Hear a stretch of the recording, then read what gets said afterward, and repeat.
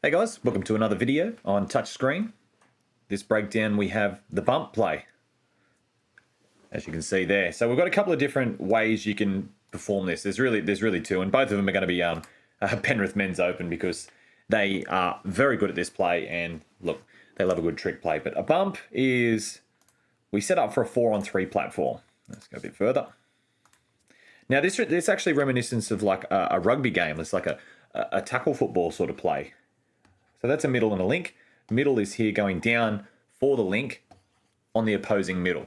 Okay, so it's your standard 4-on-3 platform. As we go slow,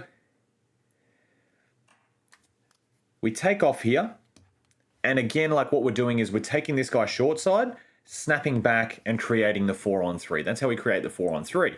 Now, naturally, what the defense are going to do there is when you deliver the pass, they're going to shut down. This defender holds his space to make sure that the dummy half doesn't get through the guts, while this player here chops the hole.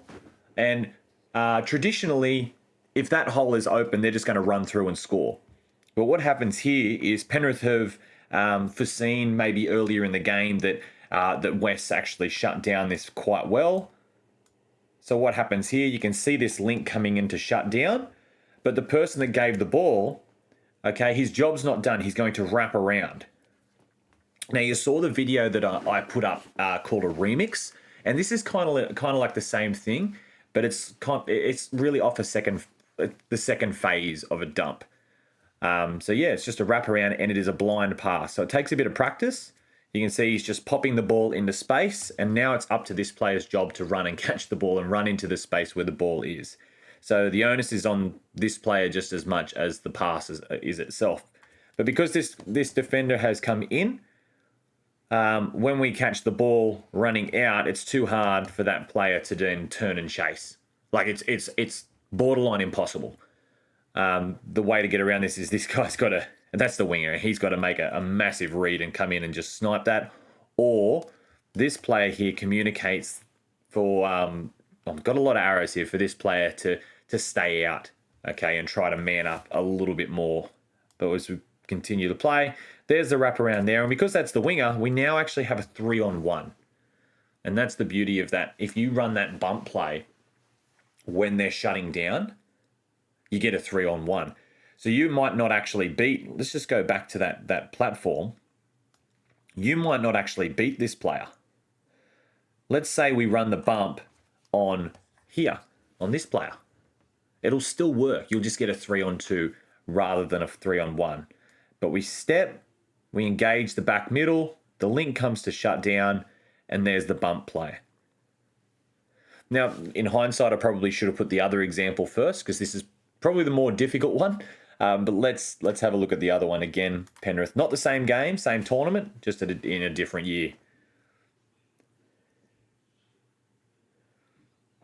A little bump play this time. And once again, we do get the 3-on-1. Setup's a tiny little bit different. We have a middle here, but it's a 4-on-3 platform. So the pole's really in a good position.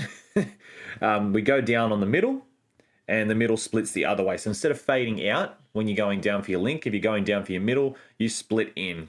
Once again, allowing the dummy half to take on that offside player. So we still have the 4-on-3, providing we go open side. So you can see him sort of angle away from the camera going short, and he's going to crack back. Okay, this guy's going to hold space and be engaged with the dummy half once he beats the toucher. And when he throws the short pass, this link is going to come and shut down. But the difference with this one, let's have a look at the pass. It's not a blind pass. You can see this player always has eyes for the ball because the number 17 here, he's turned his back to pass the ball. Now, there's good and bad things about this. It is good because it makes the pass easier. So that pass, like, look, it's not a blind pass. You're always watching where you pass. It does make it easier that way. However, the player that you're wanting to engage, this guy, you're actually taking your eyes off. So you have no idea if he steps up into this gap for seeing that bump, and you could have actually just scored yourself. So by turning your back, yes, you're pretty much guaranteeing that pass is going to be caught, but you may not see the opportunity of you just simply being able to score the try.